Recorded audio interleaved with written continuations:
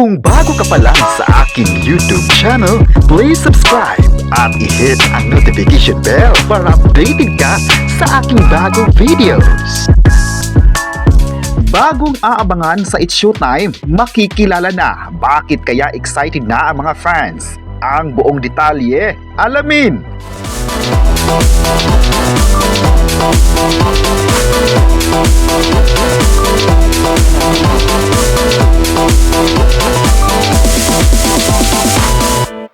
Kumpirmado na nga na kinukuhang regular host ng It's Showtime ang isa sa Pinoy Big Brother Celebrity Collab Edition, kapuso housemate na si Shovie Etrata.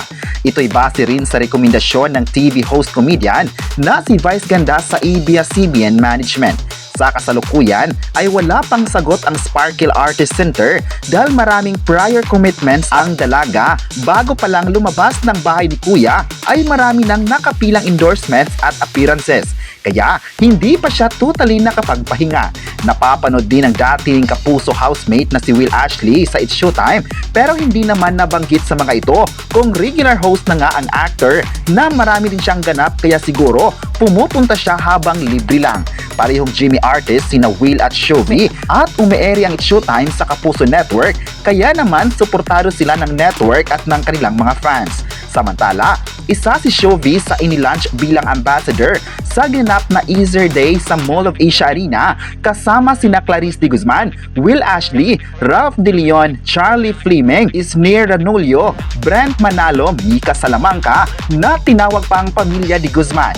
Sa loob kasi ng bahay ni Kuya ay nakitaan ng closeness ang mga nabanggit na housemates, kaya tinawag silang pamilya ni Guzman ng France sa pamumuna ni Clarice de Guzman bilang mom or nation's mom dahil siya ang pinakamatanda sa lahat.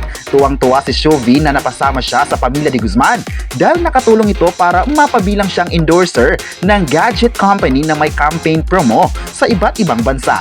Katulad sa August 27 hanggang September 1 ay isa si Shovie na isama ng brand para sa campaign promo kasama sina Ralph De Leon at Will Ashley bilang Valorant players.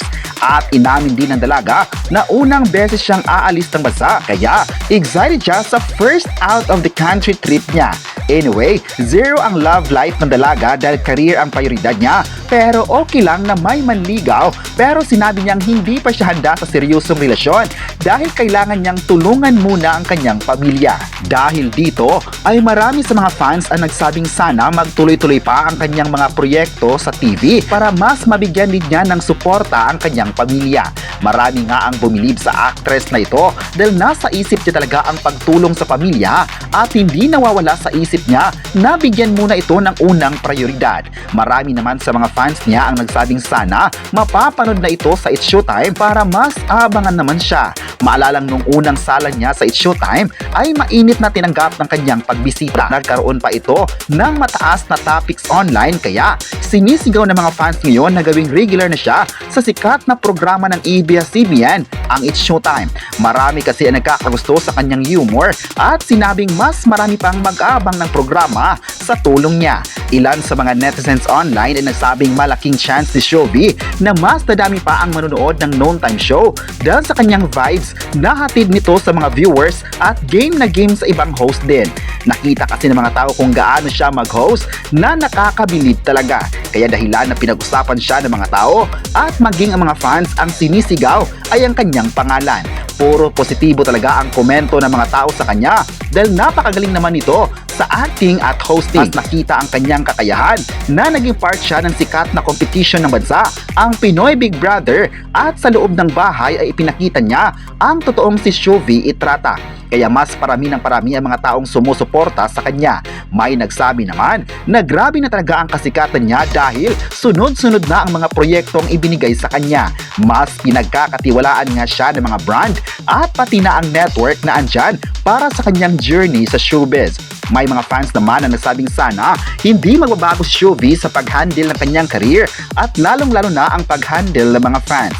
Nakatutok talaga ang mga tao para sa kanyang mga proyekto na ginawa at gagawin pa. Kaya isang pasasalamat raw na pagkakatiwalaan ng mga network sa mga projects na nakuha niya ngayon. May mga fans naman ang umaasang aside sa mga kasalukuyang mga proyekto niya ay bibigyan din siya ng movies kasama ang iba pang mga housemates. Sinusuportahan talaga si Shovie dahil napakatotoo niyang tao at alam naman ng lahat kung paano siya nagsimula sa industry na talagang hinangaan ng mga tagahanga. May mga fans naman niya ang nagsabing kung si Shovie ay papasok na ng It's Showtime ay talagang aariba ang ratings nito dahil madadagdagan na naman ng mga host ang sikat na programa. Kaya wag bibitaw talaga mga kapresko sa mga posible pang gagawin ni Shovie sa It's Showtime at sa kanyang buhay artista. Congrats Shovie! Samantala, may pambulagan naman sa mga bashers ng Kabugaw star Vice Ganda. Tatahitahimik lang ang kapamilya comedian sa mga nagsusulong ng boycott sa mga produktong ini-endorse niya. Pero ang chika ng isang source ay malapit na raw mabulaga ng Kabugaw star ang mga bashers niya. May isang commercial nga na ginawa kamakailan lang ni Vice at ito raw ang pwedeng isampal sa mga bumabakbak sa kanya. Hindi pa nga lang daw pwedeng sabihin kung ano ang commercial na ginawa ni Vice pero chika ng source, bawal pa raw itong sabihin. Pero dati na niyang endorsement ito.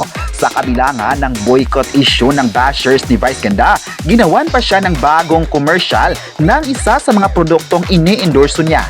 Tiyak na raw na mapapahiya ang mga nangingintriga kay Vice at ayaw tumigil sa panawagang boycott sa mga endorsement ng Kabugaw star. For sure raw ay maiinis na naman ang mga bashers nito. Sa social media nga ay pinag-usapan na naging concert ng kapamilya comedian at marami nga talagang nainis sa kanya. Pero sa kabila ng yon ay nagpakita pa rin ng suporta ang ilang mga fans at sinabing mahal na mahal pa rin nila ito. Hindi raw kawala ng mga intriga na alam ng mga fans kung gaano kabait nitong si Vice Ganda. Nangako naman ang lahat na masusuportahan pa nila ang ganap sa showbiz ni Vice at ipaglaban ang kanyang gustong ipaglaban.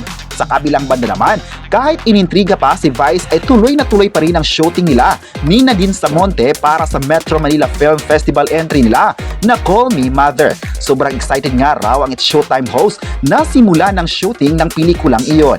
At dahil nga sa Call Me Mother ay napapadalas na naman daw ang pag-absent ni Vice sa kanyang hosting job sa Kapamilya Noon Time show na umiere sa GMA Network. Marami talaga ang nagmamahal kay Vice dahil ayon pa ng mga fans, mayroon siyang pure intention sa mga tao at patuloy na nagpapasaya sa mga Pilipino. Excited pa nga sila sa mga susunod na concerts nito at projects na gagawin niya sa ABS-CBN.